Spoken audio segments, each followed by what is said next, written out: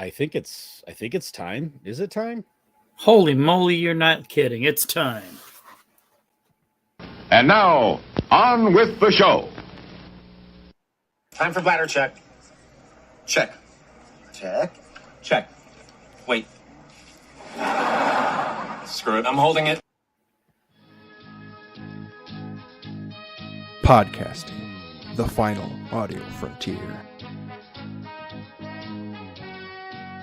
These are the legends of Brown Squadron. Our computer is picking up a strange signal. Here, sir, you better take a look at it. The ongoing mission? To explore the Star Wars universe and other nerd culture topics. To seek new content and new cantinas, bars, and lounges.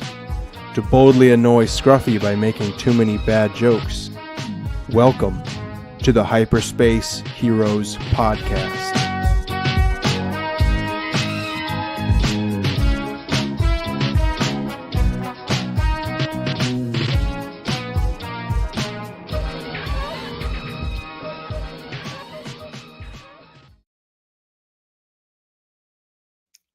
All right, and welcome. I forgot to do that last week too. All right, there we are. There we are. Hey. Welcome to Hyperspace Heroes. This is Brown Leader signing in. Who else? All Wings report in. Well, Brown 4 signing in, but Brown 4 has a question for Brown Leader. Yes. If I'm the only one here, how come I never move up? No kidding, right? I'm like Harry Kim on the USS Voyager. Man. He was a lieutenant for 7 years on that show. How come I'm still Brown 4? No kidding. I mean, even Red 5 got replaced, between Rogue One and A New Hope. Yeah, but Scruffy didn't get taken out like that. So, he didn't die. How do you know he's not here? Well, he did send me a transmission a little bit ago, said he's just running a little late. So he's going to be here in hopefully just a few minutes. So, but apparently I didn't secure the gaff tape tight enough. Okay. All right. Well, welcome to Hyperspace Heroes. And tonight is episode 80, if you can believe it. 80 of Hyperspace Heroes, or let's see what that'd be, 105 on the Spotchka scale.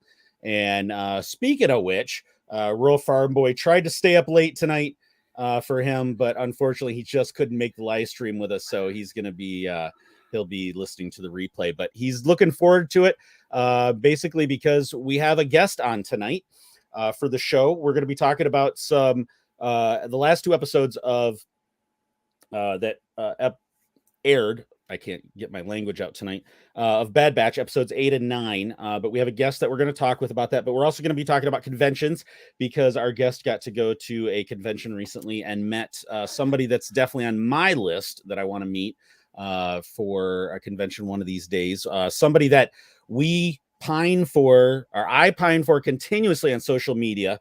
One of these days, I'm going to get Disney to listen, and they're going to make Tiva and Reed Intergalactic Popo. They've got to make that show. That's got to be, come on. And then they can do a spinoff, and it's a special Vorpack unit, Yes. For Tiva and Reed. But we're going to talk about those. But so our guest got to go to a convention. He's been getting into a lot of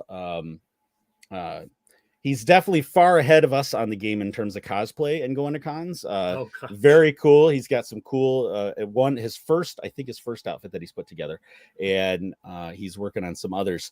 But with that, without further ado, let's bring him in. Our guest tonight is Wade from Records of the Republic. Howdy. Welcome, Wade. Welcome. Thank you. Very excited. I've been looking forward to this all day. Just trying to get through the workday to get to this moment. Right on, right? Made it to the big leagues, Yeah. So, well, thank you for coming on. For listeners that don't know, Wade is 1/4 portion of the Records of the Republic. I love that intro that you guys do all the time. Why don't you tell our I got to remember this, viewers and our listeners about Records of the Republic? Yeah, so Records of the Republic is basically just me and Kevin talking. I mean, that's how it started. Kevin and I met in college, and there was a moment where he was working for me at the hotel that we were working at, and he had radioed something up to me for a guest that needed something, and I just simply went, Roger, Roger. And He said, that was intentional, wasn't it? And I said, well, kind of. It's just a knee jerk thing. And he said, that's Star Wars. And I said, yeah, that's Star Wars. And from there on, it was just like, we saw eye to eye on everything. We constantly talked when the new movies came out. Force Awakens was the first movie I got to see in theaters, and I got to see it premiere night with Kevin. So that was an awesome experience. And, just through, even though he's up in New Hampshire now, but for the longest time I was in Arizona and he was out here on the East Coast. And the only time we had really to talk Star Wars was playing Battlefront 2 or something like that online. And we just had these awesome, conversations back and forth. And I was like, hey, we should record this, just kind of joking. He was like, I'm down, let's do it. And so we started looking into it, and then we're like, yeah, because for us, it was an opportunity for us to set aside an hour or two every week where we knew, regardless of what was going on in our lives, we had that time to sit down and geek out. I live out here in the country. There aren't a lot of nerds out here like me. There are a few here and there that I stumble across by accident. But for the most part, we're into a lot of other stuff, hunting, fishing, doing all that. And that stuff's awesome. But I need someone I can geek out with. And Kevin's that guy. And so we started recording one night. And from there on, it's just been, okay, well, what are we going to talk about the next week? And so on and so forth. And okay, well, we need to make social media platforms so that we can get this out there. And really the biggest thing was we wanted to have these conversations and we wanted to connect with other Star Wars fans. So that's kind of the birth of Records of the Republic. Right on. Right. It's a very familiar origin story, doesn't it, DB? That's exactly the word I was going to use. Familiar. It's like, wow, this is like us a few years ago. Mm-hmm. For sure. So Wade, first question we always ask our Star Wars guests is, what does Star Wars mean to you? The biggest thing I would say it means to me is it's an escape, man. That's the best thing. Work gets to you. You watch the news. You got, politics are going crazy. There's war going on. There's all this negative crap going on constantly. And Star Wars is that escape where I can go and I can watch something in a completely made up universe, but still feel connected with it, connect with the characters. There's always a sense of this hope, and, we continue moving forward no matter what obstacles we face.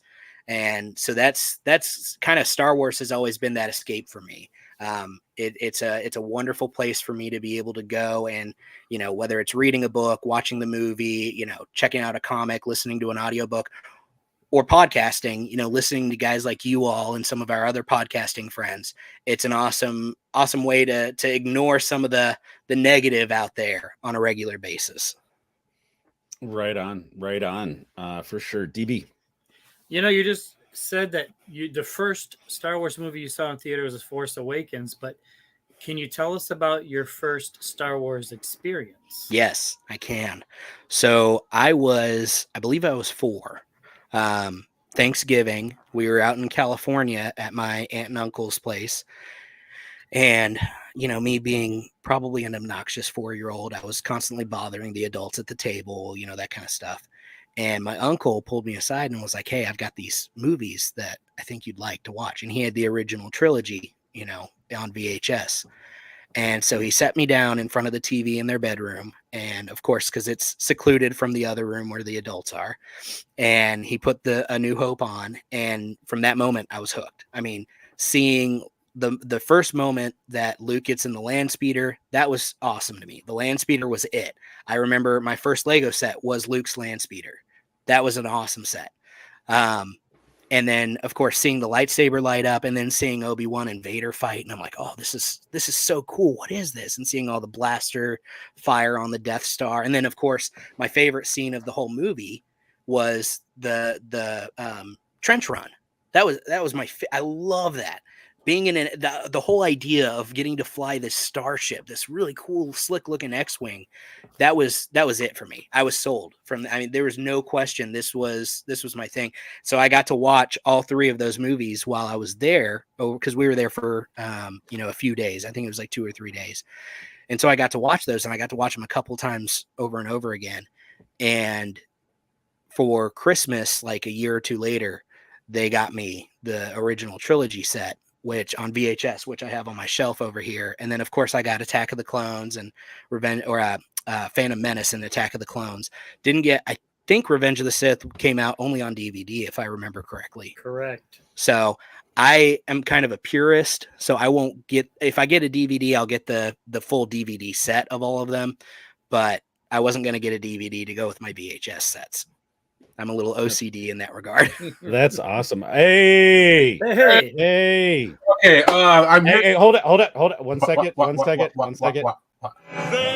she is, Miss America. There she is, your ideal. And we're welcoming Scruffy to the show on time. Thank you, you Scruffy. are beautiful, Scruffy. Congratulations. I've got nothing. It's good to be here. Wait, how you doing, sir? Good. How are you? Oh, Fabulous. Thank you. I don't know. Was that a good enough intro? I'm impressed. Thank Well, you for not disappointing me. Well, you know, we didn't know if you were going to like that one, so I did prep this. She's beauty and she's grace.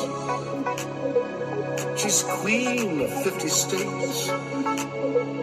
She's elegance and taste. She's Miss United States. I am never going to be late again. Never. Are you familiar with that one? Yes. Sadly, yes, I am. Oh, yeah. I wish I could say no, but yeah, I am. That's awesome. That's awesome. So sorry to interrupt, Wade. Sorry about that, but yeah. No, you're fine. So Scruffy Wade Scruffy. So he was just telling us first movie, and I'm glad you brought up movies. So first movie he saw, he's a prequel era guy, but grew up on the VHS tapes of the OT. Yes. And but the first movie he saw in the theater was Force Awakens. So we all know now, in just a little over a month, we're going to be getting the re-release of Phantom Menace for the 25th anniversary. You gonna go see that one in the theater, Wade? Tickets were bought the day it was released. Yes. I'm a true. Listen, May 4th falls on a weekday. I don't go to work. I use some PTO. May 4th is a holiday in this household, and that is a permanent. Kids are going to be out of school that day. I don't care if it's finals week. We'll figure it out. May 4th is a holiday. So yeah, anytime they re-release something, especially if it's something I haven't seen in theaters, then I will have tickets to it. What's That's the awesome. I know is the Saga marathon running anywhere close to you? Because it's not for us. Maryland was the closest spot that I could find, and I did think about it, but the wife said that was not a good idea. Yeah. So, a friend of ours, Matt from Yubcast, lives up. That's where he lives, is up in Maryland, and I think the closest one actually across was so I think that was the closest one for him, and yeah, I don't think he's gonna make it either. But yeah, and it was boy, it'd be fun. But I know one person looked it up online, and wherever it's playing near them, it's like it starts at 8 p.m. And runs on the through 3rd night. Yeah, and that's just wow. That's I'd love to do it, but I just don't know if I could sit that long anymore. I think if the kids, like we've got that 3-month-old, and if she were older and, sleeping perfectly through the night where I didn't have to worry about the wife having to wake up by herself to deal with her if she's crying. Yeah. I very seriously would have considered it. But yeah. If you ever can, if there's ever a chance, if you could see Empire in the theater, it is. I have. Just, oh, okay, good. Oh, yeah. Yeah. So when COVID started kind of going on that decline, and they started opening theaters back up again, they did that with Empire as well. And my wife and I went to see it because it was $5. And we were like, yeah, this is a really cheap date. I wanted to see it in theaters. And it changed my perspective. It used to be my least favorite of the original trilogy. And it has very much crept up into a very close contender with Return of the Jedi. The jury's still out on it, but I loved it so much more seeing it in theaters. And then I saw Return of the Jedi, of course, when it came to theaters. So slowly checking them off the list. Nice. Yeah, we did. That's the last time. We all went to Empire. We went to Empire. Yeah. And then I think, what was it too? Oh, for my birthday, they were doing like the rent a theater thing. And so my family, we got together and we went and saw Back to the Future in the theater again. And that was a ton of fun too. So, but yeah, so let's flip over. I've got some pictures here that you sent me, and I want to talk about because con season is starting. Yep. Excuse me.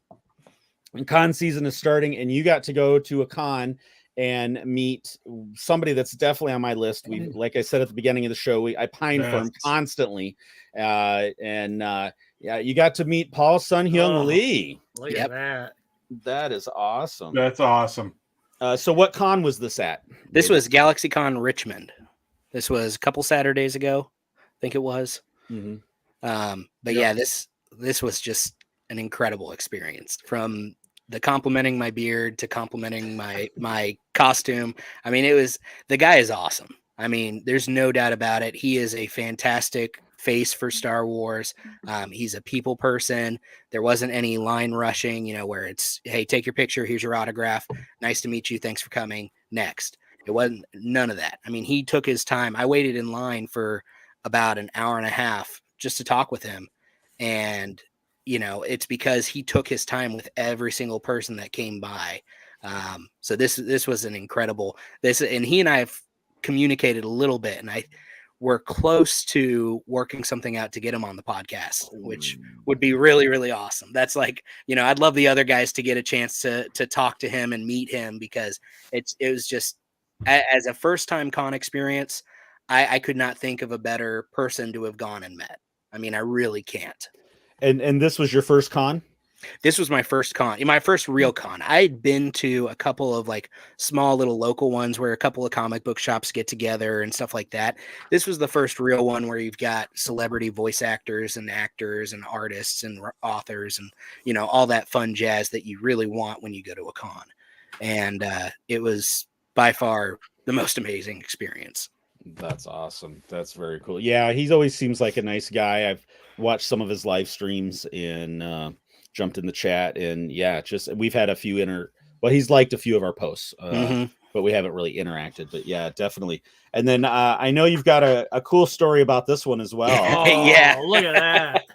So the real reason, like, Cool. Paul was definitely a selling point for me going here, but these three, when they announced that Matt Lanter, Ashley Eckstein, and James Arnold Taylor would all be there, I said, no, I definitely have to. There's no question about it. Told my wife, she was like, yeah, go ahead and do it, because we've got GalaxyCon Raleigh, but a lot of these folks don't come down to the Raleigh one. And so when I saw that they were in Richmond, a couple hours away, and they were all, there were a bunch of folks there at the same time that I wanted to see, I said, yeah, we're going to bite the bullet and do it. And so I paid for the picture with them, and it was awesome because as I was getting ready to walk up, I'm starting to turn on lightsabers for them, and they all look surprised, and they're like, you brought stuff for us? And I was like, yeah, they said to bring props to take pictures with the actors and everything. They were like, that's awesome. No one ever brings us stuff. And I was like, well, here's one for you. And I handed the red one to Matt, and then there was a purple one that I handed to Ashley. And then I got to James Arnold Taylor, and he's like, I don't know what color is it first, because I don't know if I'm going to. And I turned it on, and it was blue. And he said, oh, okay, yeah, that'll work. And so we all got the picture, and they were like, oh, this is so awesome. Thank you for doing this. And I was like, well, no, thank you for being here, But yeah, it was such a fun experience. That one, on the other hand, the professional photo ops are very quick in and out. Yeah. Which I understand, because they've got crazy long lines of people that paid, buku money to get that picture in the first place. Like, they want to get everyone in and through on a timely manner. So, but that was such an awesome experience. Yeah, those three are awesome. Scruffy and I know we talked to each of them before, and I don't remember. Brown Leader, were you with us when we talked to any of those? I was in another part of the convention. Okay, yeah, and they were all super personable. That's what I've heard. I did not. I had thought about staying later to go and wait in line to meet with them. But of course, the kids were getting kind of antsy. Mom was kind of tired, and Sure. she was fantastic, because she basically took the kids. We had a big wagon stroller thing, and she took the kids, and she said, listen, if they get kind of out of hand, I'll take them. I'll go sit with them, keep them entertained. You do what you want to do. So I've got to do something big for her for that, because that was such a huge blessing. Yeah, without a doubt. I'm trying to find. we got back and I went and said, okay, I'm going to buy it because Sam Witwer's coming to the GalaxyCon Raleigh. Ooh. And when I saw that, I was like, all right, hey, babe, do you think I could? And she was like, yes, but don't buy me a ticket. Like you go and enjoy the day. I'll stay at home with the kids. It'll be a little bit more relaxing, but for both of us. And so, but yeah, she let me get another one. So I'm just, Awesome. I'm very, very lucky and blessed. Yeah, It takes a supportive wife. Mm-hmm. Yeah, it takes a supportive wife to do this crap behind me. Yes. This song. Yes, it does. I can't find that picture of us, Scruffy. I know I had it around here somewhere.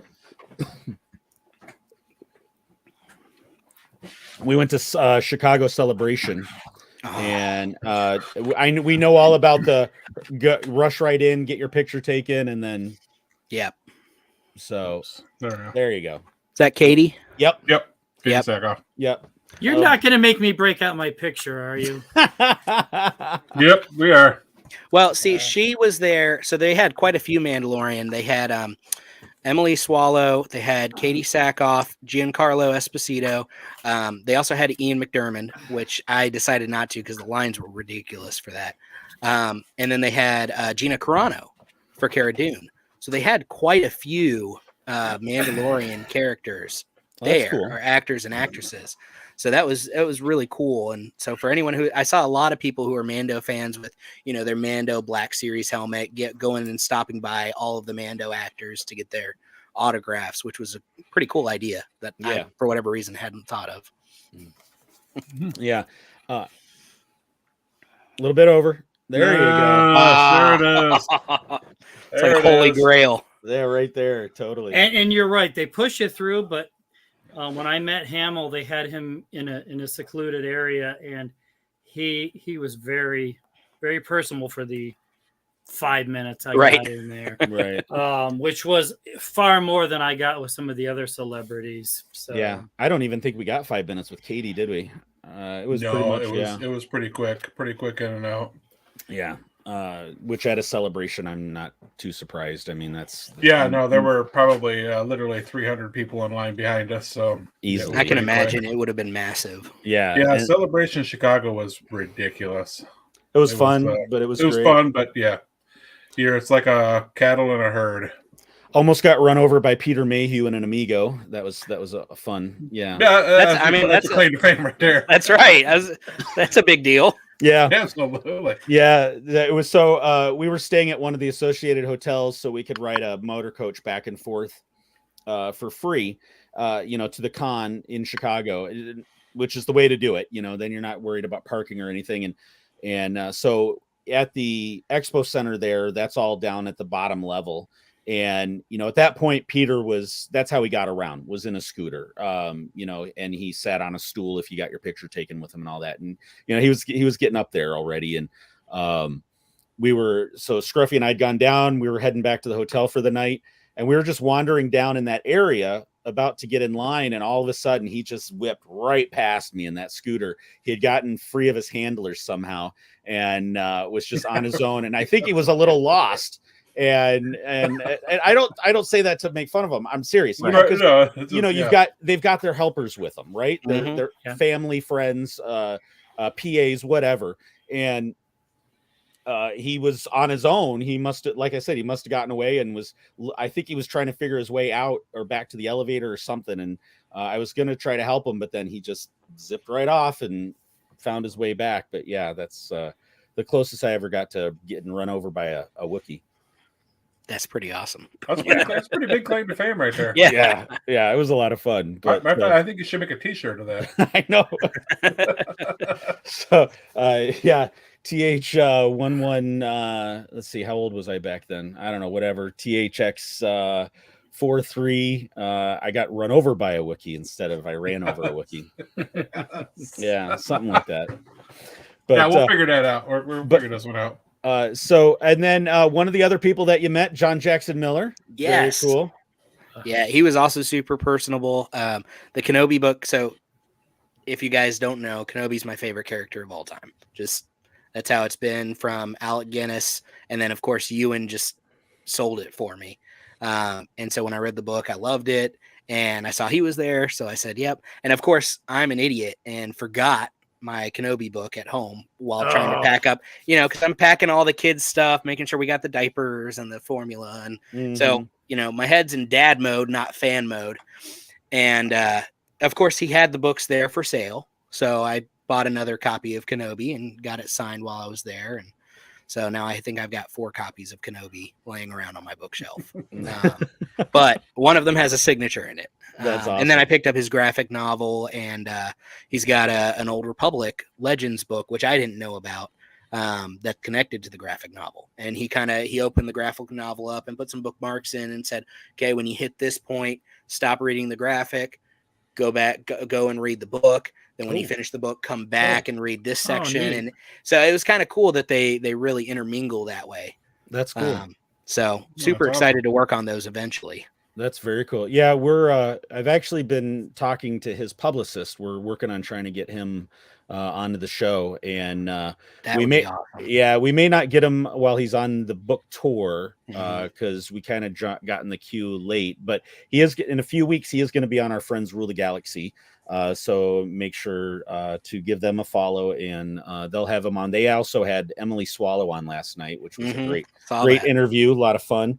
And but yeah, John Jackson Miller, we're working, trying to get him on to the show. We love talking to authors. I love talking to authors about their creative process and all that. But let's real quick, your Jedi outfit. I know that's kind of your first. You've been working real hard on that. Yes, I have. It's been like I've gone through a couple of different costumes, and I've always started by just buying like a basic set of stuff. Like the first costume I got, I just got off of Amazon. It was a relatively cheap costume, and I just wanted to see kind of how they made it, what materials they use, stuff like that. And I could tell it was a little cheaper. So I have been slowly, piece by piece, putting together different parts. There's a really cool Etsy shop called Far, Far Away Outfitters, and they've got all the individual pieces of a Jedi tunic or Sith tunic that you would need that you can order from them to join like the Rebel Legion standards, for example.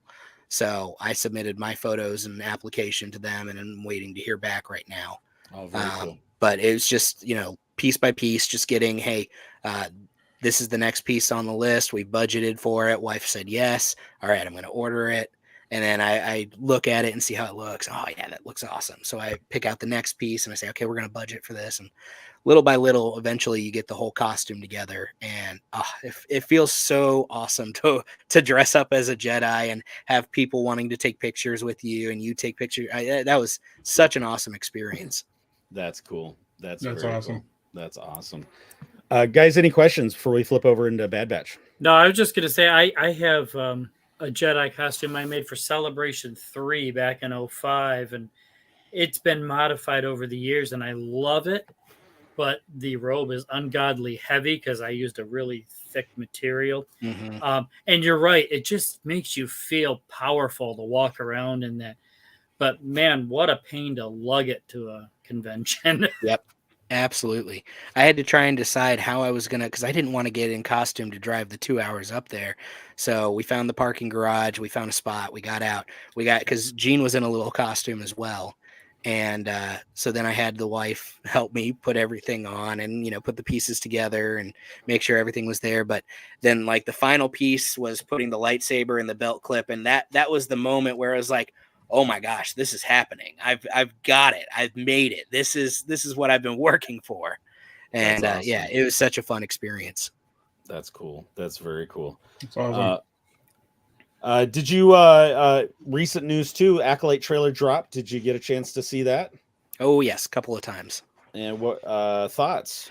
I mean, I'm very much like, sometimes I get into theories a little too much and kind of dive down rabbit trails, and I did not with this. I don't know enough about the High Republic era to really like feel comfortable coming up with theories, that kind of thing. I know some people have made like different connections to different characters and kind of, trying to figure out what's going on. I'm just excited. Like, to me, the first thing I thought when I saw the lightsabers light up was, this reminds me of like Geonosis, when all the Jedi come out and light up their lightsabers. So to me, it felt like this is what I remember seeing as a kid, being my era of Star Wars with the prequels, seeing it, all of those light up. And then from there, everything else is just bonus. It's Star Wars. I'm excited to see what we're going to get. I'm trying to work through, it's a little harder than I expected, but I'm trying to work through all the High Republic books before Acolyte drops. So at least I have a little bit more. I've watched a lot of the Young Jedi adventures because my son loves those. And I do too. Sometimes I watch them for me, but Absolutely. I'm watching them. They're fun. I mean, they're fun. They tell good stories. The kid learns something. I get to watch more Star Wars. We're all happy. Win-win. Yeah, that's right. But so I'm working through the books. I'm probably like a fourth of the way through the books right now. Wow. You are a man on a mission then, because I am. I admire you. I'm trying. I want to read those things. I have them. They're behind me somewhere. It's just that's a lot of reading. Audio. I do most of my reading is not really reading, it's listening. I use a lot of audio books. I work the job I work is in pest control. So I've got a lot of opportunities where I've got drive time, or I'm spending time in a crawl space or in an attic, and I can put headphones in, and whatever I'm doing in that area, I can listen to something. So it kind of helps me work through some of the audiobooks, and then I don't have to worry about having to set aside time to read. I can set that time aside to read something else I want to. But this way I can work through some of these books that I may not want to have on my shelves necessarily. So that's kind of the way I work through these. Yeah, that's awesome. Yeah, I've heard a lot more pod guys. That's how they're getting through a lot of the books. Is the same way, audio. I haven't gone that route yet. I'm still a reader, but yeah, I might. I've done the first 3 main novels of Phase 1, but that's my extent so far. I haven't been able to. I haven't had the time. But yeah, it's interesting. I really want to see the High Republic expand. I'm excited to see it get live action, because it's the missing component I think it needed to start getting more fans into that era, because there's a lot of fans like us that we're so engrossed in the prequels, and the OT, and maybe the sequels that there's already a lot there. Yeah. And to start diving into a whole new era, and that era has grown so fast over the last few years. There's just so much there. I know when I read the very first book, it was just overwhelming, because it was just the introduction of all the characters and the world building. And it was just, I was like, okay, I need a dictionary of who's who, at that. And there wasn't one at that point. I think one just recently came out, but it was just, it was overwhelming. And it was just kind of, I don't know, cool concepts, but I don't know, I think, and what did we all grow up on? We grew up on live action. We grew up on the movies, and droids and Ewoks, but it's, there's the laugh. You said that with a little disdain in your voice there. No. They're fine. Really honest. Yeah. Yeah. Okay. There's one more time and I'll believe you. There's a reason that those are punishment episodes for Yubcast. So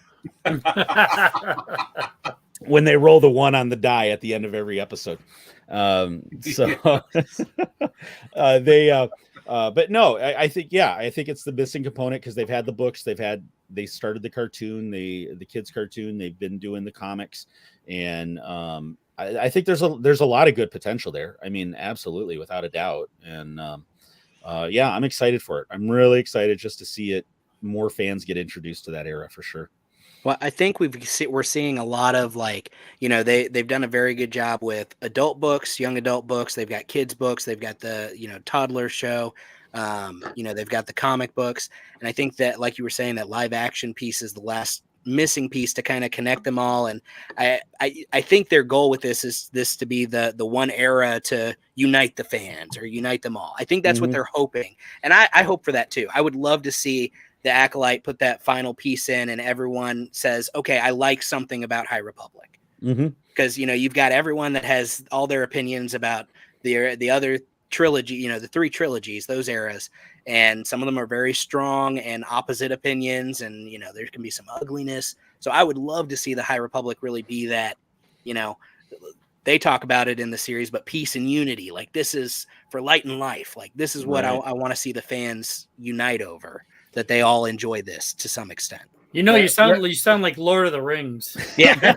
One ring to rule them all. One show to rule them all. Yes. One show to unite them all. And this show looks like it's going to be darker, grittier. And what is it that we longtime fans have wanted? We've wanted darker. We've wanted grittier. That's why we liked Rogue One so much, Yep. And then, but I've been doing some thinking about it since that trailer dropped. And one thing I got to give kudos to Disney Lucasfilm for is, they've been, ever since the introduction of the Porgs, every show after that, they've been introducing that cute and cuddly creature, right? Or droid, and so you've got the Porgs, you've got you've got Grogu, you've got what was the was it B1 or B2 from Andor, the little droid, the beat up droid. B2 emo, right? You got Vorpax. You've got Nubs, and I'm just gonna keep going. I can do this all day. So somebody at work, what was that meal that somebody at work was talking about the other night? Tacos. They're Vorpacos. Vorpacos, yeah. Vorpacos. How did I miss that? So it makes me wonder, and then they've done a really good job with the droids, having a droid companion from right from Rogue One on. There's a cool droid character that they've introduced, even all the way to Hu Yang in the latest Ahsoka series. So, what is it for Andor? I'm wondering what's going to be the plush that's going to turn into the plush toy that everybody's got to have, in this era. And I don't know this era well enough to even guess, but right. Oh, the High Republic TV show. Yeah. I'm eagerly awaiting that. Mm-hmm. It better be something good. I do like the Charhound from High Republic, though. I think those are pretty cool for sure. But okay, all right, let's move on. Let's get into the main part of the show. We're not even into the main part. Yes. All right, Bad Batch. Yes. And that's awesome. Bad Batch, where we got 2 episodes to talk about tonight, and I did not do banners for those. And episode 8, which was Bad Territory, so that was last week's episode, and we saw the return of Fennec Shan to the episode. Yeah. So let me dig up my notes. Basically, I could hear trolls in my head as I was watching the episode going filler, but I obviously was not, because basically Hunter and Wrecker were going with Fennec, or going to search for Fennec, because they're trying to find out what M count is, because they finally heard about M count, and of course we're all screaming at the TVs going, right, it's midichlorians, don't you know that? And but they've got to solve this mystery. And so Fee mentions Fennec. They go find Fennec on this space station, which was a cool set piece, world building piece. And they're leaving Omega and Crosshair behind. And he gives Omega a mission so she doesn't feel bad for being left behind. It's to look at Crosshair's hand, which he's a stubborn male and refusing to deal with his ailments, as we all are wont to do in life. And I'm fine. And so they go on a mission with Fennec. She's like, well, I'll help you, but the payment is you got to go on a mission with me. And they go to, as I really appreciated Wade and the crew dubbing it this way, they went to Space Louisiana, which I think is a lot more accurate. Bad Batch Bayou, baby. Bad Batch Bayou. Yep. Yes. Some people. Okay, that just brought that whole episode together from me. I left that episode craving gumbo and jambalaya, man. Like that was an awesome episode. Because some people online were saying Space Florida, and I'm just like, no, it's not. No. And I think I think the Bayou in Louisiana was a much accurate description. I when I was in college, when I was in the flight program, we did a cross country trip, and we went from northern Michigan in one day, and we went all the way past New Orleans, and we went to like the last oil town before the Gulf starts. And I mean, we were way down there, and it was the Bayou. And so boy, did it bring back memories. And so they're searching for a bounty of Phoenix. And if I can get back to my notes, something from named Sylar from the Haxian Brood, which I know is another bounty collective, I think, right? I think it was first introduced in Fallen Order, the video game. Okay.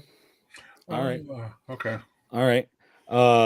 We get Wrecker pile driving space crocodiles, which is pretty cool.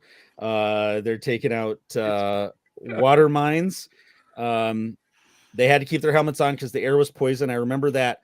Oh, so let's talk about the animation. Okay, so the animation in this episode, and we're going to even talk about it more in the next episode, but just phenomenal. I mean, even after the last episode, I had to go on Twitter and post, just when you think the animation is peak, they drop another episode. And what did you guys think about that? Wade, we'll start with you. Yeah, I mean, Kevin, buddy, another quarter portion from Records, he's constantly texting us just still shots of different episodes where he's like, can you believe this is animation? Like, if given in a different context, I would think that's a real photo. And I mean, their animation has been on point. There's no question about it. This has been, each time, I thought season 7 of Clone Wars was going to be like peak animation because that was clean. That looked great, especially compared, when you go back to the Clone Wars movie and season 1, looks much better. And I thought, wow, this is going to be peak animation for Star Wars. And then here comes Bad Batch and knocks the goal out of just kills it. But yeah, he's constantly texting us stills and saying, dude, can you believe this is animated? I can't, it looks real. Mm-hmm. They've been killing it. So they're going on this mission, a cool little bayou boat with a little repulsor on it, or not repulsor. I don't know what they're called, but it's a space airboat. Let's just call it. There you go. Space airboat. Shrimp boat. Shrimp gunboat. The design of Skylar was really cool. That whole praying mantis kind of setup, very cool, very wily. This was not the first time she had run this mission or this op trying to get him, and it was a good. She uses them as bait to flush him out, and then I was really surprised it took like 4 or 5 blasts to knock him out, which was pretty crazy. And then on the meantime, while that's going on, the cutaway scenes back on Pabu was a really good, I thought, touching scene with Omega and Crosshair, where she's trying to teach him to meditate because they have AZ look at the hand. AZ says physically there's nothing, medically there's nothing wrong. So then, of course, Crosshair, being uptight as he is, like, well, what are you trying to say? It's in my head, and look, yeah, PTSD is a thing. And I think it's becoming quite apparent, he was probably tortured while he was on Tantus. And just like we saw in those first 3 episodes where you just saw him morally defeated, mentally defeated when he was on Tantus and not even caring about escape. And he was a broken man. And but there's that scene where he's like, well, where'd you learn about meditation? He's like, oh, on Kashyyyk with the Wookiees, my friend Gunji. And the look on his face, the connection he was making, like, wow. And was it this episode where she made the crack about, well, I am your older sister, I am older than you are? I think that was an episode or 2 ago, maybe something like that. And but yeah, he's realizing how much he's missed and how impressive, how much she's grown. She's not the kid that he keeps thinking that she is. So When she says that, she says, you missed out on a lot. Or he says that and she goes, yeah, you did, something to that extent. Yeah. And then, yeah, so that's kind of the episode in a nutshell, but we'll kind of go roundtable. Scruffy, thoughts about the episode? I love the episode, especially now that we've made the connection to Louisiana, Space Louisiana. That is just awesome. Yeah, the animation is incredible. I've never been a big art fan. I've got a few pieces here and there, but nothing, not like some people. But this is an art. This that I could collect this art. Some of these images are just amazing. And yeah, I did think that they took it to a whole nother level. But I thought it was a great episode. There was some character development. Okay, I heard you. All right, just want to make sure you caught that. I heard you. All right, excellent. Yep. But and I pick on it a little bit, but it was character development that did need to happen with Crosshair and Omega, and I was glad to see that they're fleshing that out a little better. DB. My first thought, I don't want to call it filler because we find out with Filoni, nothing is filler. There's always a tidbit that's going to come back later. But this felt more like season 1 where, well, we need something, but we have to do something for somebody to get something. It's it kind of had that feel until they got to Space Louisiana, and then just the use of the oranges and the reds in the bayou. You're right; they're amazing, and we get to see Wrecker, do some space gator wrestling. Amongst the mines, which is really cool. But the other thing that stuck out in what was the criminal's name? Siler. He kind of looked like a cricket or a praying mantis or some kind of insect, but the way he moves took me right back to General Grievous. The limbs and the articulation were so inhuman that it creeped you out about that dude, and that's what stuck with me about the episode. I thought it was a little slow, but I see where they're going with this episode, and that's all I'm going to say. Well, yeah, and I think that talking about the slowness, because I thought about that too, which was there was we had that 3 arc start, which was all one arc, and it was like you were engrossed in it. You needed to know what was going to happen. Then they had the one episode where they slowed things down a little bit, to kind of take a breath. And I kind of think that that's where they're going with the flow of this season is, these are those calms before the storm, before the next double drop episode or the next, arc of chaos for the show. One of the cool little things before we have Wade wrap up this episode, which is one of the other little details that I loved about this episode that we've seen more and more in live action. Anytime a ship is coming into atmosphere, you see the contrails off the wingtips. And when they were coming into this planet, Fennec's ship had those same contrails. And I don't know why that tickled me pink, but it just tickled me pink. Did that tickle you pink? Yep. I don't know where that saying comes from. I have to look that up, but it's probably something horrible. I don't know. Probably, but I don't care. I'm gonna create my own in my head, and I'm gonna roll with it. I'm way ahead of you. Yep. Yeah. So anyway, Wade, final thoughts about the episode. Yeah, I mean, the biggest thing, Crosshair and Omega. I'm loving their relationship. I've been excited to see kind of Crosshair come to terms with his decisions, what's happened, the consequences of the decisions, and trying to find where he fits now amongst this group that has gone on and done other things without him.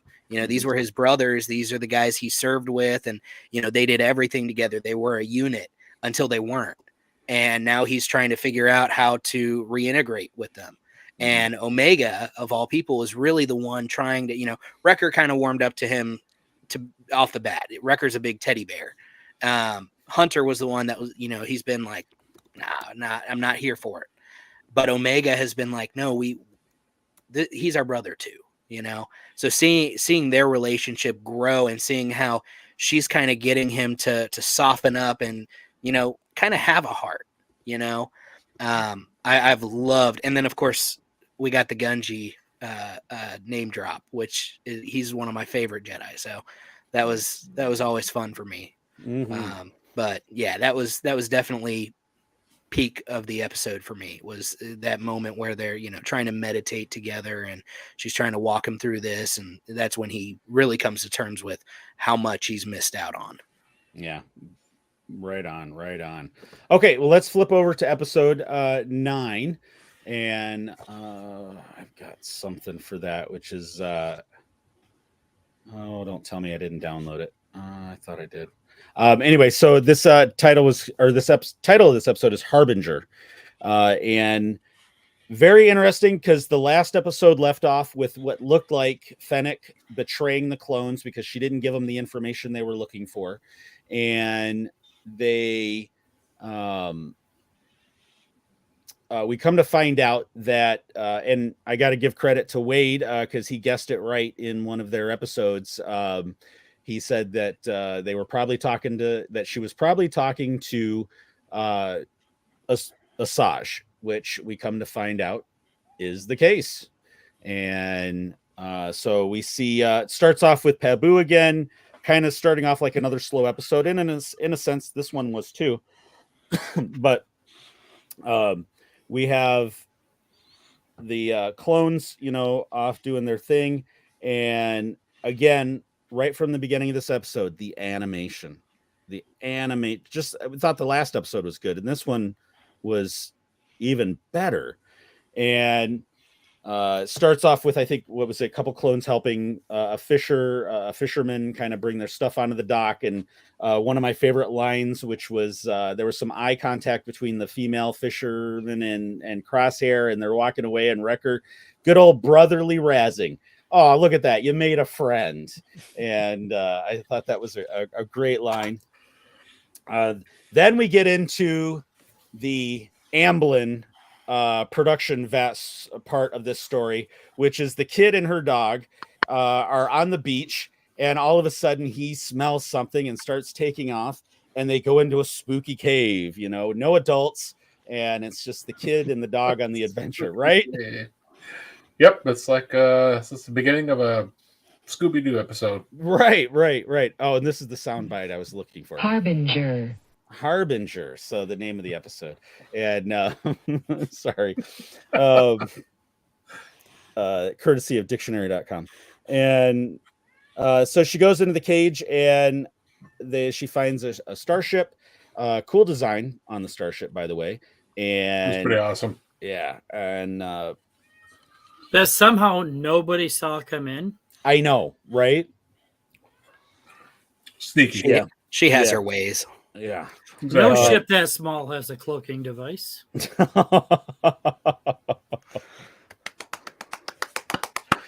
Thank you. Love that. Thank you, DB. And anyway, we get the return of Asajj Ventress, and Fennec we find out Fennec's the one that she was talking to and sent Asajj. She upheld her part of the bargain and sent somebody that knew about M count.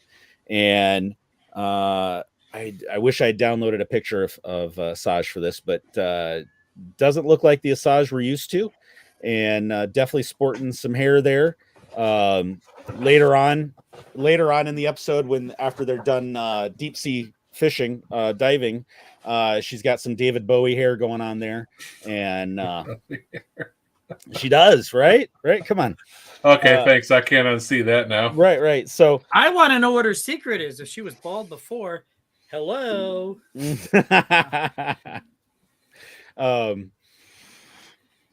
Harbinger. Right. So anyway, so then the clones, of course, come down, and they're like, "Who are you?" and distrustful because they're overprotective dads. And basically, long story short, too late. They talk to Asajj, and she's like, "Well, I can test you." And so then she turns into part Mr. Miyagi and starts karate kidding with her to balance on the rock with the apple on the head. And eventually I thought she was going to have her wax on, wax off the starship, but we didn't quite get to that point on that. I was a little disappointed there. Yeah, she puts her through 3 tests. Very cool part, and I'm gonna go back and watch this, I think, tonight. So the second test, she sends her to go get a white flower off a weeping tree at the top of the island, and it's basically just to get rid of her, because by this time the clones realize who Asajj is, and they're gonna like bully her to get her out of there, because again, by a certain point of view, she's a war criminal. But I think there's some really good dialogue in this episode about people changing and life is different at this point, but the dust up that they have is between the 3 of them and Asajj, especially when it gets to the hand-to-hand portion of it.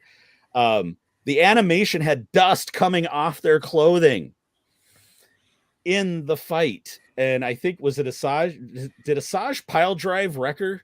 I think somebody on the crew is obviously a WWE fan, because between Wrecker body slam and space crocodiles, and it's something. But that was a great fight. And then of course she gets it in time. She uses her resources, gets the flower, comes back down, racing back down, and finds them, of course, at each other's throats as Asajj is about to take him out. And she takes her out for one last test out on a fishing boat out into the ocean there, and they have the run in with the sea creature, which is called a Varanth, and Varathian, Varathian, Varathian. And it was really cool because and we'll touch on it, I'm sure, but there's a couple Dark Disciple like threads in this episode. And I know Scruffy and DB, you haven't read that book, but and it was just, and so she does the final test. They get knocked in the water. They get, of course, the Bad Batch is like, hey, again, they're going to go rescue her, but she shows her that they get them to back off. She entrances the creature, and then that's when she has the David Bowie hair, and and then she goes, no, kid, you're not a Jedi. And which has been a question of the last couple of weeks. Is she, isn't she? That's been a big thing. And so DB, let's start with you this time. And what'd you think of the episode? I thought it was a slower episode, but it had movement forward in the story. I'm with you. I thought the animation was spectacular. And as much as I like to rip on The Last Jedi, this felt much like the Octo scenes from Last Jedi, near the water with sunsets. And I thought it was gorgeous. But we spent a lot of time just talking about Crosshair coming to terms with things. And you notice he thrived when there was a battle. It's almost like he found himself again. Mm-hmm. When he's standing there and he's got the gun trained on her and everything, he's like, yeah, I'm back. I kind of felt that way about him. Well, I think one of the things with him is that because he was broken, he had no more purpose. And now he has purpose. Now he has purpose, which is Omega and protecting Omega. Right. And, and that started with that whole line in the jungle sequence when they were escaping Teth, oh no, you're worse than Hunter. Oh no, or no, you're as bad as Hunter. No, I'm worse. Yeah. And where it turned into the my two dads situation between Hunter and Crosshair. Two dads. Nice. Well, I will say, having not read the backstory novel, I don't know, Asajj from Clone Wars till now. I knew she was coming, but I didn't know how this was going to happen within universe, and they still haven't explained it. So, maybe we'll get that somewhere down the line. But I think we're glossing over the fact that she told them at least twice, you're not as safe here as you think you are. Mm-hmm. She's flat out warning them, get the hell out of here, And And that's what I took away from this episode. And yeah, she did lie to Omega. Mm-hmm. So Wade. Omega's a Jedi. Well, Force sensitive.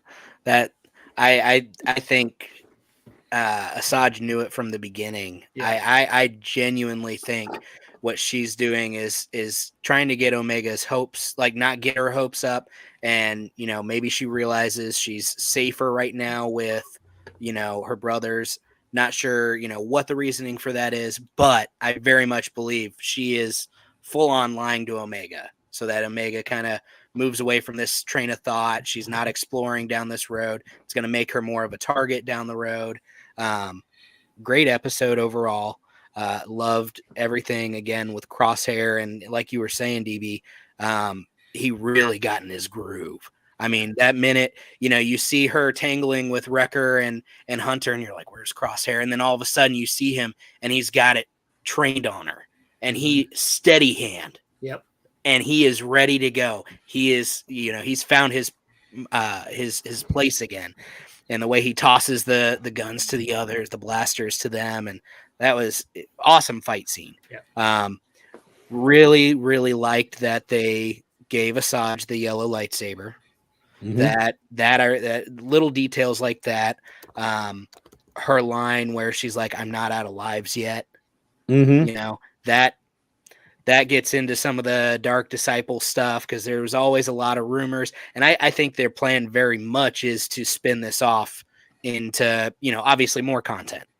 But yeah, I think, of course, Night Sister magic, they've been playing a lot with Night Sister stuff in general, from Mandalorian to Ahsoka, the video games. So I think they're going to get some more into that as well. But yeah, fantastic episode. I really want to see if Omega pushes the envelope with knowing, am I really Force sensitive? And, whether she uncovers that or not. This was also, I think, the first episode of any of the Bad Batch episodes where we've actually heard the word midichlorian mentioned. Yes. Yep. It's all been M count up to this point. So very happy to finally get that word out of someone's mouth. Mm-hmm. For sure. Scruffy. Yeah, I caught that line several times where Asajj is telling him, "You're not safe here," and of course, it kind of leads me to wonder what the next episode has for them.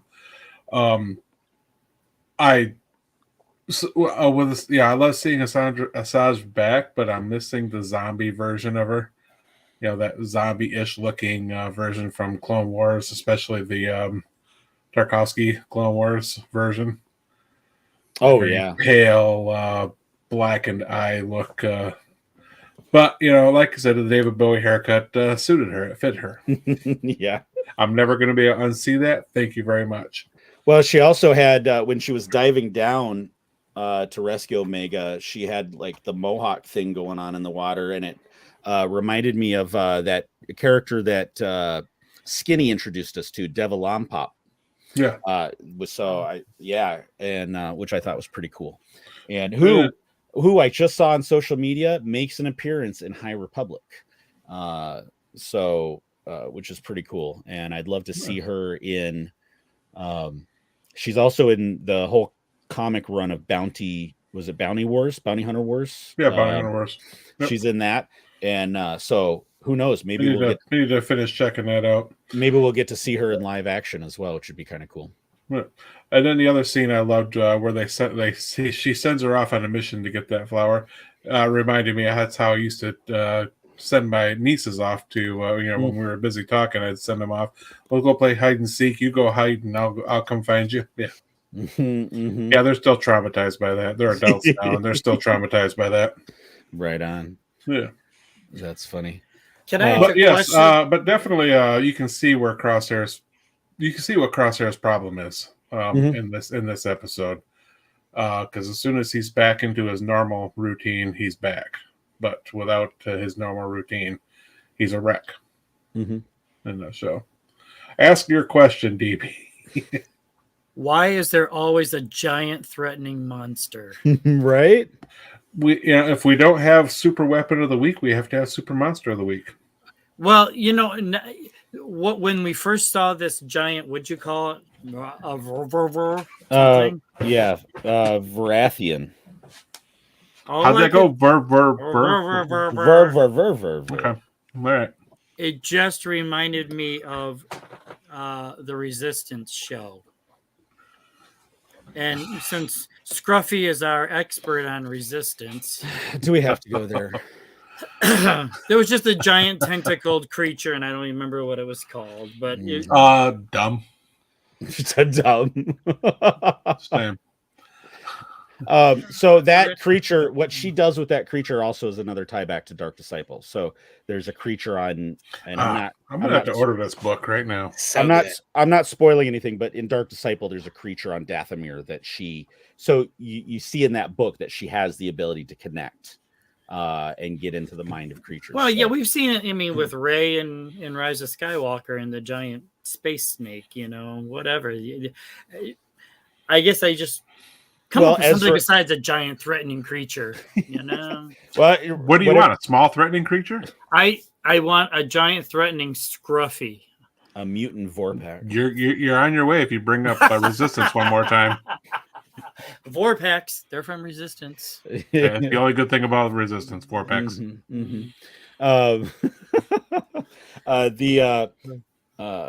So I that's there we are. Harbinger. I mean, it was a great episode. Did they make a Vorpack action figure? Unfortunately, I don't think so. Did one come? Was there one that came with the action figure of the? All right. You can just pretty much say you lost me for the remainder of the episode here. Right. I'm going shopping. Wade, have you watched Resistance? Once. Sorry. No more. I make it my goal to give every piece of content, no matter what it is, once through, and that if it doesn't sit with me, I don't watch it again. Gene might like it. I may watch it with him at some point a second time, just because that's probably something he would enjoy. But it's not something I'm going to watch in my free time. Mm-hmm. No, it's aimed for a different audience, and that audience is not us. Yes. No. Yeah. Tora Doza does not come with a Vorpack. Oh, okay. All right. I'm very disappointed there. I'm gonna send a strong email to Hasbro right now. Would you please a strongly worded email to Hasbro, please? Thank you. Mention Wookiee Jedis too, if you wouldn't mind. No kidding. Yeah, you want a Kel Naka, don't you? I want Kel Naka, I want Gunji, and we haven't gotten either one, and I'm very disappointed. And they can do Burriega as well from High Republic. Burriaga. They could do Lobaka. They're doing a whole bunch of Legends stuff right now. They just announced their Last Command with Joris Sabayoth and Luke and Mara Jade. I mean, they're doing a whole bunch of EU Legends stuff. They still haven't done Mala and Itchy. That's I was just looking that up. Yeah, I would love to get a holiday special pack. That would be awesome. Oh, I would buy that right now. No question. I don't care how much it is. Whenever they're asking. So, are we all holiday special fans here? Define fan. Absolutely. Do you watch it on a semi? Okay, all right. Every year. All right, for sure. Because some of us watched it in 1978. Me. I did not. I watched it for the first time this last year, and okay. So I loved it. View of it. What'd you think? I loved it. I loved it. It's quirky. It's weird. RFB sent us a voicemail about it a while ago, and he was like, "Star Wars is best when it's weird," and this was weird. This is like pinnacle of weird, and not wrong. To me, like there's an aspect of it. I can remember my grandparents lived in East Tennessee, my mom's parents, and over the summers I would spend time with them. A couple weeks, a month, something like that. And they always had some kind of variety show on, like the Carol Burnett show, or sometimes they put on the Muppet Show, or, whatever. They put on some kind of variety show. And that was something that I did with them. I just sat down in the living room with them, and we'd watch these shows together. And so I've got a special place in my heart for anything variety style. And so when I watched this, there was a sense of like, yeah, it's kind of quirky. It's kind of goofy. It's weird. It's different. It doesn't quite feel like Star Wars, but it kind of does. And at the end of the day, there was a sense, I sat down and watched it with my family, And Gene loved it. Gene thought my 3-year-old son thought it was hilarious watching through it. And he was so in tune on the cartoon section. I mean, he loved all of it. And so for me, the holiday special is now like, I talked with my wife. I got the approval. We circled a day on the calendar each year in November. That's the day we put up the Christmas tree and get out the Star Wars ornaments, and we watch that movie together. And so, yeah, I love the movie. I really do. Nice. Yeah, I watch it every year, and every year I get about halfway through it, and I'm like, oh my word, how much more of this is left? Why do I do this to myself? And I get done, I'm like, okay, I'm whole, I'm complete, I'm done for another year. And Now, these guys look at me and it's like, really? No, we're not doing this. did you guys get a chance to watch the Disturbance in the Force documentary on it? No, I had a chance. I have not had a chance to see it yet. That is fascinating. Very, very interesting, because they break down exactly what George had in mind for it, then who was kind of in charge of it, and then how balls got dropped and budgets got blown up, and how it just kind of all fell apart and didn't become what it was originally. Fantastic documentary. Highly recommend it. Over the years, I've read various different articles and stories about it. So yeah, I've read a lot of the details behind it, but I haven't seen that yet. It's got to be done. Whenever I think holiday special, I just think Bruce Valanche. I think Wookiee porn, but okay. He's sitting with his VR. He's sitting there. What? Yeah. Pretty advanced for the time, though, when you think about it. Now we've all got, I mean, we could watch the holiday special on a VR set. Yeah, we could. We lost DB. It was just a disturbing scene. Oh my God. It was just a disturbing scene. I was just like, that's just wrong. That's wrong on so many levels. Oh my God.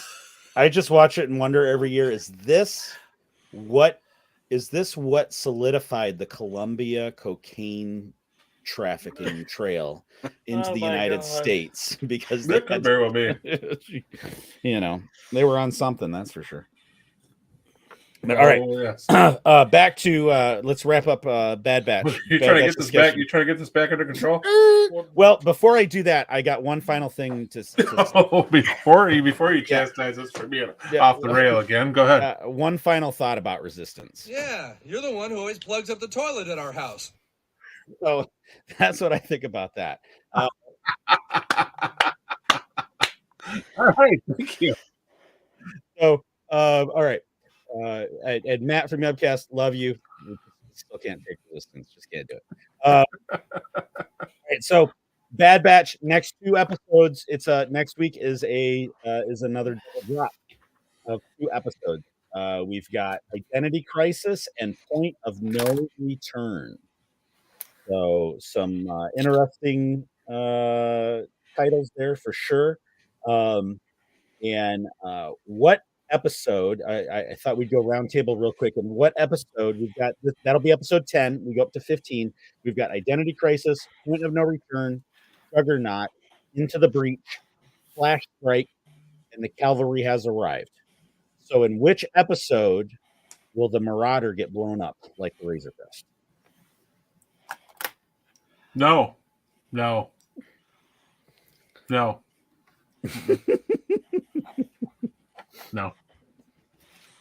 I mean, does it have to? I agree with Wade. It doesn't have to. They did it to the rate. I'll just stop watching before that episode. That's where Bad Batch ends. Right, I'm with Wade. They destroyed my Razor Crest. I was pretty upset about that to begin with. So Amen. I'm not sure I'm going down. Yeah, Brown Leader hasn't recovered from that yet. No, I still haven't recovered from that. But he got his Corvette. He got his Corvette. His midlife crisis car. His midlife crisis Corvette. Yeah, exactly. his 67 Stingray with the T-tops. Oh no, 64 split window, 63 split window coupe. Oh, okay, there you go. All right. DB, what's that? Sorry, I thought we were on car talk now. Okay. We are. Number one, they're not going to destroy the Marauder because they would have done it long ago so they could create another ship and sell more toys. Yeah, but what if we're heading for a Man tragic does ending? have a. I think it's The man tragic does have a ending point. time. Oh, stop talking to me. Yeah. What's more tragic than losing Tech? We already lost Tech. I can't handle another loss. Well, what episode are they going to reveal Tech is the Shadow Trooper guy? So come You on. stop talking. Stop Tech's talking. gone. Okay. So if the three main theories online that are popular about that is one is that it's Tech. Two Not is Tech. that it's Cody. Cody. And then 3 that it's a clone of Crosshair. And I think all of them have some, validity to the argument. But this could also be a Maroc situation where it's nothing but Night Sister gas in a bag. Well, I mean, it was, right? Yeah, I don't know if I would have phrased it quite like that, but I don't disagree with you. But it could be a Maroc situation. It could be a spy in season 3 of the Mando, show. Who was the spy? Well, there was no spy. Was it Axe Wolves? Was it the Armorer? Was it so and so? And it wasn't. It wasn't any of them. So. Wait, does it have? you drove like, way nope, away. I'm out of here. What the heck? But it's What if it's just an unyet known to us really cool clone named Fred, and he's going to be the next spinoff? Doug. Exactly. Well, we got Doug. We got Doug. We got Doug. We can't do Doug, but what was the name of that one character that I just like? No, it's Charlie and the Island of the Misfit Clones. Ah, there you go. Okay. All right. I'll go with that. I kind of like that one. Okay. All right. So the reason when they blow up the Marauder, here's my Stop question. talking about blowing up the Marauder. Do they get a new Marauder 1701-A? Yeah, live long and suck it. You That was haven't on played Star it the Trek. whole episode, man. You haven't played it the whole episode. well, so it's been there waiting for that moment. So none of you have seen this still frame. What still frame? The still frame of a ship blowing up that looks a lot like the Marauder. Oh, I'm just choosing to ignore it. I think it's Juggernaut. Juggernaut. That's how I deal with my issues. I just choose to ignore them and they go away, kind of like Crosshair. So one of the thoughts I had, because they like to tie everything. They always like to have threads out there and tie things together, and Flash Strike, which I think a lot.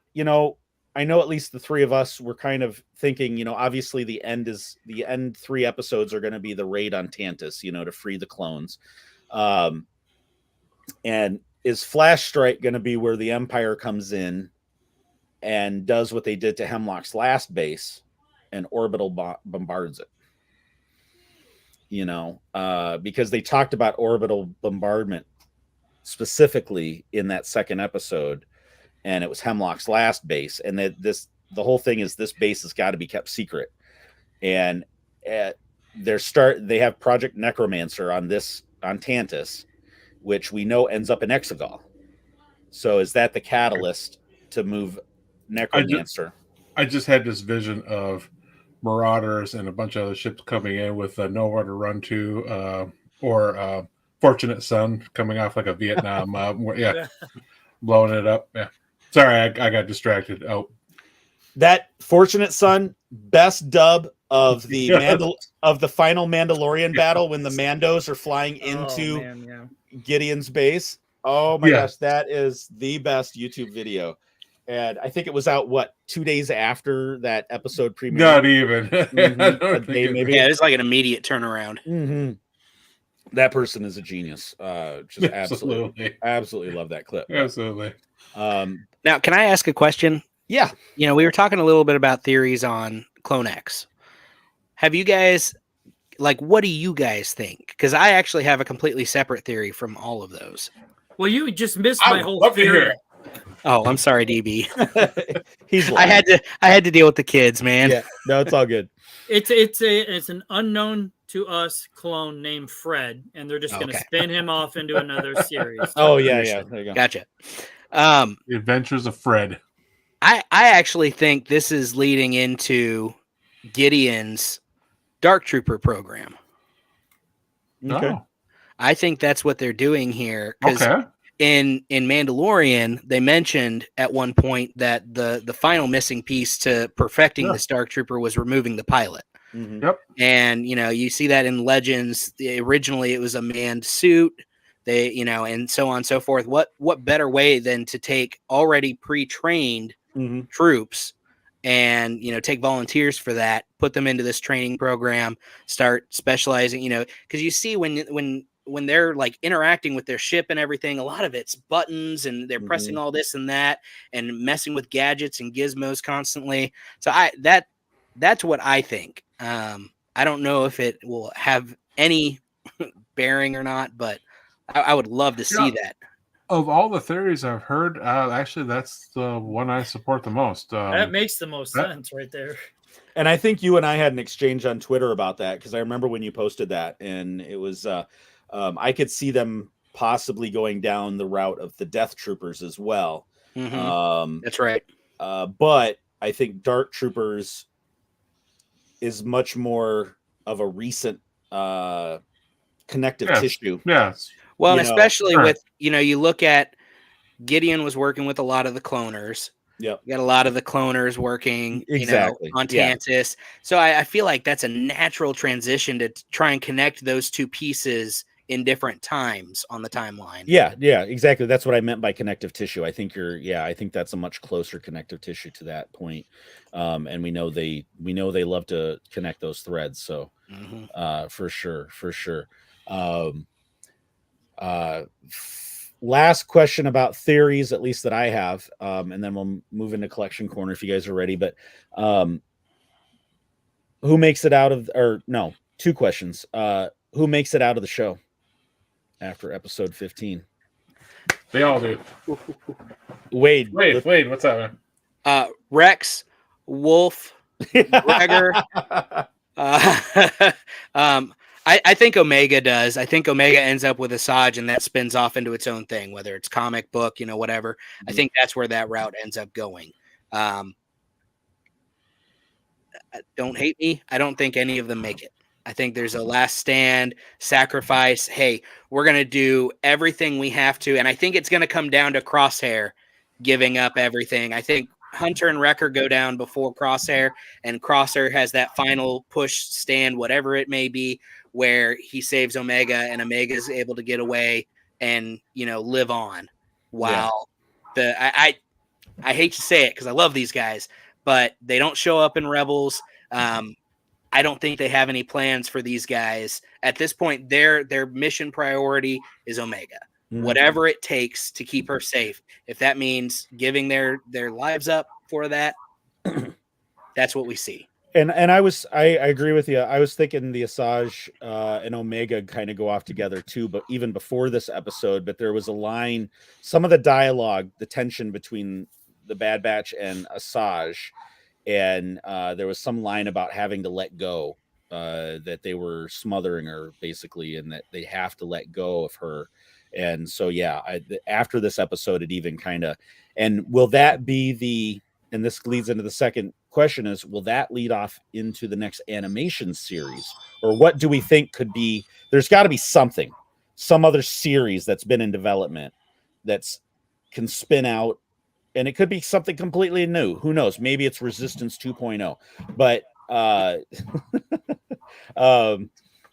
just gotta stir that pot, don't you? But I think I would be surprised if they don't have something in this same universe leading again towards the OT, again feeding into the Mandoverse, and therefore feeding into the sequels.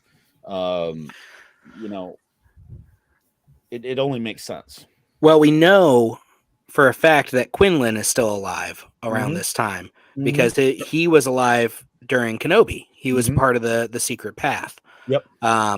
And so I would like to very much see that connection. I think that's the direction they're going to go. I don't think they mention his name in the show, just There's a reason for everything in most scenarios in Star Wars. Yeah. So I very much see this, Asajj reconnecting with Quinlan.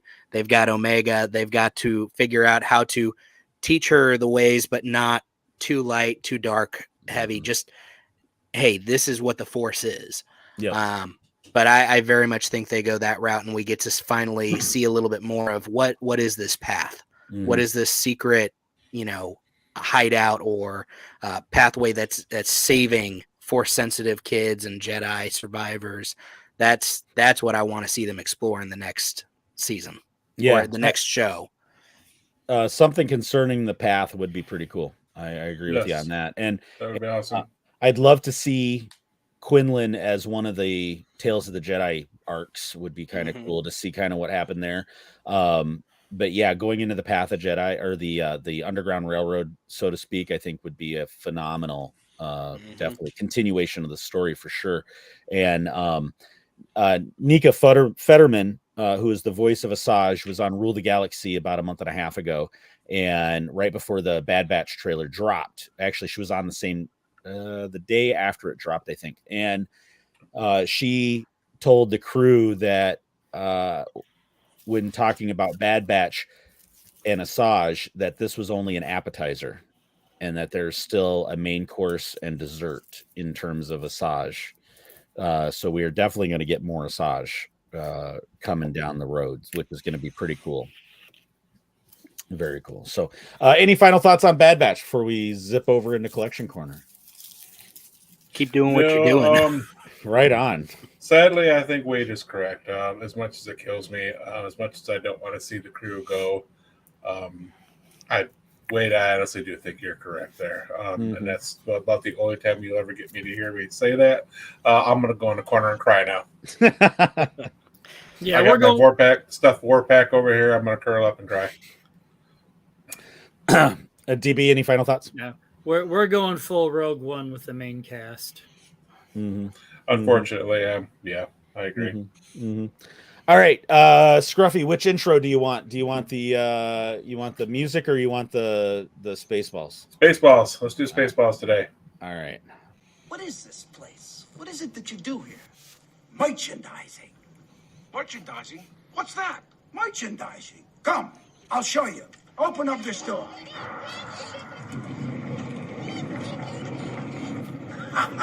Come, walk this way. Take a look. We put the picture's name on everything. Merchandising, where the real money from the movie is made. And that's right. All right. That is right. That is right. Collection Quarter. All right. Scruffy, yesterday was Wednesday. Yesterday was Wednesday, new comic book day. Obi-Wan and High Republic. That was it. It was a weekday yesterday. Love the Creep Show comic book, so I got that too. And that was my comic book Wednesday haul this week. It's very light because I'm broke. In a nutshell. Also, I have my own now. Oh, nice. Very nice. Big thanks to Carrie for the addition to the room here. Oh, very cool. Let's see. Oh, and a shout out to my daughter. Never forget. Nice. That's awesome. Shout out to my daughter, my son-in-law, Andrew and Heather. I'm wearing this is my new favorite T-shirt now.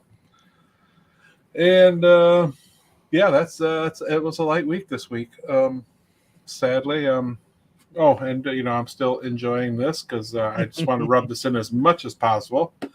You guys were at work while I took a PTO day and practiced my nerdness. DB. It's not like I didn't. It's not like I didn't call you and tell you. That's true. No. What do you mean, no, DB? Nope. Didn't spend any money this week. I'm back on the spending moratorium. We act like we got someplace to be this October. Yeah, if I want to have to spend any money in Nashville, I got to save it now because I did pass up one heck of a deal on a Kenner Star Destroyer yesterday. Oh, you're killing me. I I went back and I was going to do it today, but somebody had picked it up already, and that's all I get. Nice. I'm gonna go cry now. It wasn't meant to be, and I'm not supposed to be spending this money, so yeah. Gotcha. All right. Way to show some control. Good Well, job. as we can see, because we're on video, we can see that Wade is quite the collector as well. So he's in good company here. Absolutely. What's your focus, Wade? I mean, of course, primarily Star Wars, but I've got a couple Marvel here and there. I try to limit myself in other, because I like other things, but I try to limit myself so that I can primarily. I've got like a whole shrine dedicated to Obi-Wan Kenobi. I've got like Luke stuff. I've got my creator's shelf, which is George Lucas in his Stormtrooper armor, Dave Filoni in his Trapper Wolf, and then Jon Favreau in Paz Vizsla, Paz Vizsla, right? Yep. So I've got those sitting on the shelf. I've got my original trilogy. I got it too much. I need to downsize. That's one of the things I got to do this year. I got to load the car up. Some of this collection's got to go to Nashville. Some of it's got to get sold. Mm-hmm. It is out of control. Yeah, I have limited myself. I finally got the rest of. I've been working on getting specific Mandalorian coin collection set of Black Series figures.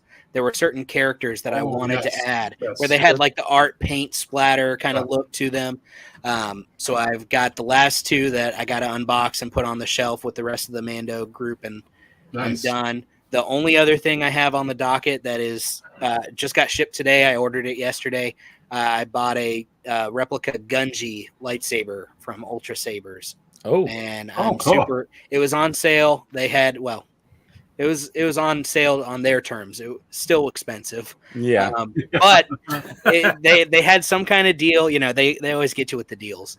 Mm-hmm. They had some kind of deal where if you spend a certain amount, then you get a free initiate lightsaber with it. So I was like, I'm going to get 2 for 1. Yeah, I mean, that sounds worth it. And ran it by the wife. And she said, this is the last one. And I said, okay.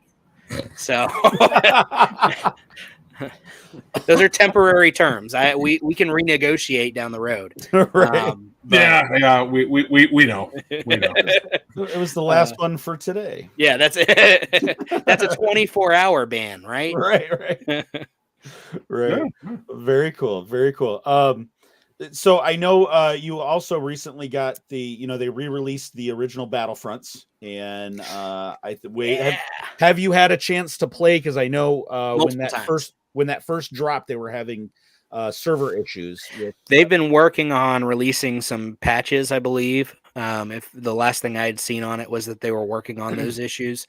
The biggest problem is so many people were like turned off from it after they had all those issues that the servers haven't been at, which is wonderful for me because I still play it like crazy. So I was one of the lucky few when I played online. I didn't have all of the server issues they had. I didn't have any of the lagging, or, they were saying like the crosshair wouldn't line up properly with where the bolt was going, stuff like that. Never had any of those issues myself. Nice. So I got it for PS4 and Xbox Series S, and every free moment I have after the kids go to bed and the wife says, hey, TV's yours, I've been playing a little bit. Nice. Yeah. Is it still only single platform, or have they done cross-platform yet? They're not going to do cross-platform, I don't believe. Okay. No, that was something that was rumored when they were first looking at releasing it. When they, first announced it, it was coming out in circulation. But I don't think they're going to sink anything more into developing it in terms of allowing for cross-platform. I'm not a computer guy, so I don't know what all goes into that. But from everything I've heard and read, they're unfortunate, which is kind of a bummer because that's one of the things I was hoping we would get with it. Since I've got, one guy in records has a Switch, the other one has an Xbox. Thankfully, I have all three, so I can play with different friends. But it limits what you can do with each other. I can't do one group play. Right. I have to take shifts. Like they have to sign up on my schedule as to when they can play with me. Right. Did they remaster, or is the graphics kind of the same? Or no, the graphics, you can definitely tell they're cleaner. They're not anywhere near, EA's Battlefront 2 in terms of how clean and updated they look. But you can definitely tell, because I have the original Battlefront and Battlefront 2 as well that I bought through Microsoft Store. And the only difference there for the most part is just that you can't play online. Right. But it's got the instant action with the AI bots and all that fun stuff. Yeah. And you That's can definitely tell playing side by side, there is a clear difference as to how good it looks in the re-release. That's awesome. That's awesome. Yeah, that was my go-to game back when it was out. Battlefront 2, and my boys were the perfect age, and we'd play split screen, and it was just... My dad and I did. I have great memories. My dad and I didn't always see eye to eye. We're not, he's very much a computer whiz. I'm very much not. Mhm. And so there were a lot of things that we just didn't connect over. Yeah, right. This was one of those, when he bought the PS2 and he got the Battlefront and Battlefront 2 games, this was one of the few times I can remember he would stay up till 3 or 4 in the morning with me and play these games. We would work through the campaigns, and then we'd do Galactic Conquest. And then just for fun, because we were still awake from the Mountain Dew, we're playing instant action until we finally crashed. And he said, all right, it's time for you to go to bed. Because it was time for him to go to bed. Right. But that's one of the best memories I have of really having a cool connection. Because my dad's not a geek. He's a computer geek. He's not a nerd. He doesn't like the Star Wars or, Lord of the Rings. He's not into all of that. But this was one of those areas where he really got in. He's always loved video games. And so he really got into this with me. And that was, I will always have a copy of Battlefront and Battlefront 2 for that reason. That's awesome. Yeah.